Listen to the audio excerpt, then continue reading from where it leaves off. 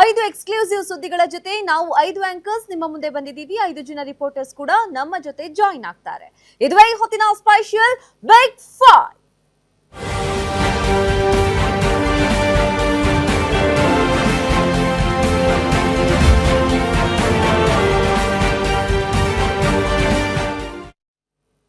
Big 5 ನಲ್ಲಿ ಮೊದಲನೇ top story. ಸರ್ಕಾರಿ ನೌಕರರಿಗೆ ಹೊಸ ಡ್ರೆಸ್ ಕೋಡ್. ರಾಜ್ಯದ ಎಲ್ಲಾ ಸರ್ಕಾರಿ ನೌಕರರೇ ಗಮನಿಸಿ, ಇನ್ಮುಂದೆ ಈ ದಿನ ಖಾದಿ ಬಟ್ಟೆ ಧರಿಸುವುದು ಕಡ್ಡಾಯ.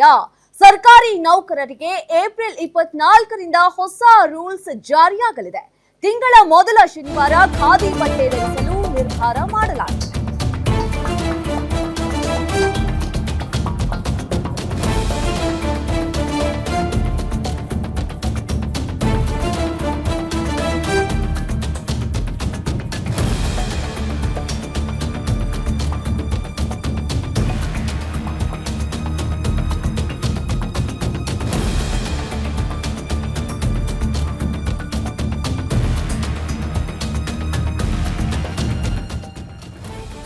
ಸರ್ಕಾರಿ ನೌಕರರಿಗೆ ಹೊಸ ಡ್ರೆಸ್ ಕೋಡ್ ಜಾರಿಯಾಗಲಿದೆ. ರಾಜ್ಯದ ಎಲ್ಲಾ ಸರ್ಕಾರಿ ನೌಕರರೇ ಗಮನಿಸಿ, ಇನ್ನು ಮುಂದೆ ಈ ದಿನ ಅಂದ್ರೆ ಯಾವ ದಿನ ಅಂತ ಹೇಳ್ತೀವಿ, ಖಾದಿ ಬಟ್ಟೆ ಧರಿಸೋದು ಕಡ್ಡಾಯ.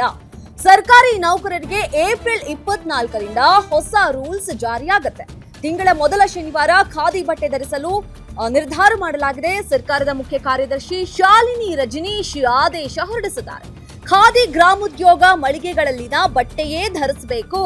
ಪುರುಷ ನೌಕರರು ಖಾದಿಯ ಪ್ಯಾಂಟ್, ಶರ್ಟ್, ಓವರ್ ಕೋಟ್ ಹಾಕಬೇಕು.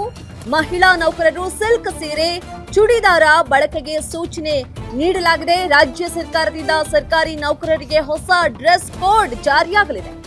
ಸರ್ಕಾರಿ ನೌಕರರಿಗೆ ಹೊಸ ಡ್ರೆಸ್ ಕೋಡ್ ಇನ್ನೇನು ಜಾರಿಯಾಗತ್ತೆ. ಗವರ್ಮೆಂಟ್ ಆಫೀಷಿಯಲ್ಸ್ಗೆ ಖಾದಿ ಬಟ್ಟೆ ಕಡ್ಡಾಯ. ಇನ್ನು ಮುಂದೆ ಅಂದ್ರೆ ಸರ್ಕಾರದ ಮುಖ್ಯ ಕಾರ್ಯದರ್ಶಿ ಶಾಲಿನಿ ರಜನೀಶ್ ಸಭೆ ಮಾಡಿ ಒಂದು ಸಭೆಯಲ್ಲಿ ಮಹತ್ವದ ನಿರ್ಧಾರವನ್ನ ತೆಗೆದುಕೊಂಡಿದ್ದಾರೆ. ಪ್ರತಿ ತಿಂಗಳ ಮೊದಲ ಶನಿವಾರ ಖಾದಿ ಬಟ್ಟೆ ಧರಿಸಲು ಸಭೆಯಲ್ಲಿ ತೀರ್ಮಾನ ಮಾಡಲಾಗಿದೆ. Every month of first week ಏನು ಸ್ಯಾಟರ್ಡೆ ಏನು ಬರುತ್ತೆ, ಸ್ಯಾಟರ್ಡೆ ಹೊತ್ತು ಖಾದಿ ಬಟ್ಟೆಯನ್ನ ಧರಿಸಲೇಬೇಕು. ಪುರುಷ ನೌಕರರು ಖಾದಿ ಬಟ್ಟೆಯ ಪ್ಯಾಂಟ್, ಶರ್ಟ್ ಜೊತೆಗೆ ಓವರ್ ಕೋಟ್, ಹಾಗೆ ಮಹಿಳಾ ನೌಕರರು ಸಿಲ್ಕ್ ಸೀರೆ ಹಾಗೆ ಚೂಡಿದಾರ ಹಾಕಬೇಕು. ಈ ಏಪ್ರಿಲ್ 24ರಿಂದ ಈ ಹೊಸ ರೂಲ್ಸ್ಗೆ ಚಾಲನೆ ಸಿಗುತ್ತೆ. ಆಗಿನಿಂದ ಎಲ್ಲಾ ಗವರ್ಮೆಂಟ್ ಅಫಿಷಿಯಲ್ಸ್ ಕೂಡ ಇದನ್ನ ಫಾಲೋ ಮಾಡಬೇಕು. ಇನ್ನು ಸರ್ಕಾರಿ ಸ್ವಾಮ್ಯದ ಖಾದಿ ಗ್ರಾಮೋದ್ಯೋಗ ಮಳಿಗೆಗಳಲ್ಲಿಯೇ ಖಾದಿ ಬಟ್ಟೆನ ಖರೀದಿ ಮಾಡಬೇಕು. ಜೊತೆಗೆ ಖಾದಿ ಗ್ರಾಮೋದ್ಯೋಗ ಮಂಡಳಿ ಈಗ ಡಿಸ್ಕೌಂಟ್ ಕೊಡ್ತಾ ಇದೆಯಲ್ಲ, ಇನ್ನು ಮುಂದೆ ಅದಕ್ಕಿಂತ ಹೆಚ್ಚು 5% ಜಾಸ್ತಿ ಡಿಸ್ಕೌಂಟ್ ಕೊಡಬೇಕು ಅಂತ ಹೇಳಿ ಶಾಲಿನಿ ರಜನೀಶ್ ಸಭೆಯಲ್ಲಿ ಮಾಹಿತಿಯನ್ನ ಕೊಟ್ಟಿದ್ದಾರೆ. ಒಂಥರ ಖಾದಿ ಹೆಚ್ಚಿನ ಮಟ್ಟದಲ್ಲಿ ಬಳಕೆ ಆಗಲಿ ಅಂತ ಈ ನಿರ್ಧಾರ ಸರ್ಕಾರ ತೆಗೆದುಕೊಂಡಿರಬಹುದು.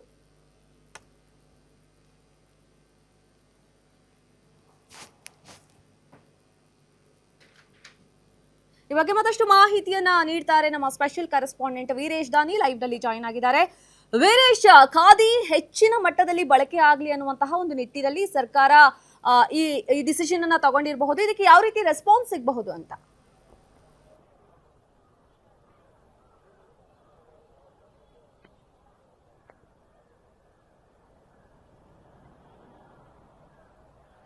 ನಮ್ರತ, ಒಂದು ಕಡೆ ಸರ್ಕಾರ ಎರಡು ರೀತಿಯಾದಂಥ ಚಿಂತನೆಯನ್ನು ಮಾಡ್ತಾ ಇರುವಂಥದ್ದು. ಒಂದು ಕಡೆ ಖಾದಿ ಅಭಿವೃದ್ಧಿ ನಿಗಮವನ್ನು ಉತ್ತೇಜನ ಮಾಡೋದ್ರ ಜೊತೆಗೇ ಖಾದಿ ಬಟ್ಟೆಗಳನ್ನು ಧರಿಸೋದಕ್ಕೆ ಸಾಕಷ್ಟು ಉತ್ಸಾಹವನ್ನು ಕೊಡ್ತಾ ಇರುವಂಥದ್ದು. ಆ ನಿಟ್ಟಿನಲ್ಲೇ ಈಗಾಗಲೇ ಎಲ್ಲ ಸರ್ಕಾರಿ ನೌಕರರಿಗೆ ತಿಂಗಳಿನ ಮೊದಲ ಶುಕ್ರವಾರದಂದು ಖಾದಿ ಬಟ್ಟೆಯನ್ನು ಧರಿಸಬೇಕು ಅನ್ನೋದು ಒಂದು ವಿಚಾರ. ಇನ್ನೊಂದು ಕಡೆ ಖಾದಿ ಬಟ್ಟೆಯ ವಿಚಾರದಲ್ಲಿ ಮಹಾತ್ಮ ಗಾಂಧಿಯವರು ಸಾಕಷ್ಟು ಹೋರಾಟವನ್ನು ಮಾಡಿದರು. ಅವರೇ ಚರಕವನ್ನು ಹಿಡಿದು ಖಾದಿ ಬಟ್ಟೆಯನ್ನು ಸಹ ನೇಯುವಂಥ ಪ್ರಯತ್ನವನ್ನು ಮಾಡಿದರು. ಆ ಹಿನ್ನೆಲೆಯಲ್ಲಿ ಇದೀಗ ಮಹಾತ್ಮ ಗಾಂಧಿಯವರ ವಿಚಾರ, ಅವರ ಹೆಸರು ಸಾಕಷ್ಟು ಹೋರಾಟಕ್ಕೆ ಬರ್ತಾ ಇರುವಂಥದ್ದು, ಸಾಕಷ್ಟು ಚರ್ಚೆಗೆ ಬರ್ತಾ ಇರುವಂಥದ್ದು. ಮನ್ರೇಗಾ ಯೋಜನೆಯಿಂದ ಮಹಾತ್ಮ ಗಾಂಧಿ ಅವರ ಹೆಸರನ್ನು ತೆಗೆದು VBG ರಾಮ್ಜಿ ಏನು ಕಾಯ್ದೆಯನ್ನು ಮಾಡಿದ್ದಾರೆ. ಆ ಹಿನ್ನೆಲೆಯಲ್ಲಿ ಇದೀಗ ಮಹಾತ್ಮ ಗಾಂಧಿ ಅವರನ್ನ ಮತ್ತೆ ಮುನ್ನೆಲೆಗೆ ತಂದು ಕಾಂಗ್ರೆಸ್ ಸರ್ಕಾರ ಸಾಕಷ್ಟು ಪ್ರಯತ್ನವನ್ನು ಮಾಡ್ತಾ ಇರುವಂಥದ್ದು ಮತ್ತು ಆ ಹೆಸರಿನಲ್ಲೇ ರಾಜಕಾರಣವನ್ನು ಮಾಡ್ತಾ ಇರುವಂಥದ್ದು. ಈಗಾಗಲೇ ಮಹಾತ್ಮ ಗಾಂಧಿ ಅವರ ಹೆಸರನ್ನು ರಾಜ್ಯದ 6,000 ಗ್ರಾಮ ಪಂಚಾಯಿತಿಗಳಿಗೆ ಇಡಲಿಕ್ಕೆ ರಾಜ್ಯ ಸರ್ಕಾರ ಮುಂದಾಗಿರುವಂಥದ್ದು ಮತ್ತು ಬಜೆಟ್ನಲ್ಲೂ ಸಹ ಆ ಹೆಸರನ್ನು ನಾವು ಘೋಷಣೆಯನ್ನು ಮಾಡ್ತೀವಿ ಅಂತೇಳಿ CM ಸಿದ್ದರಾಮಯ್ಯನವರು ಹೇಳಿರುವಂಥದ್ದು.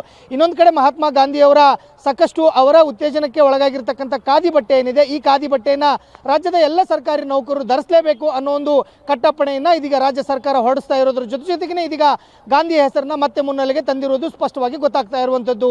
ನಮ್ರತಾ, ಧನ್ಯವಾದ ವೀರೇಶ್ ತಮ್ಮೆಲ್ಲ ಮಾಹಿತಿಗೆ.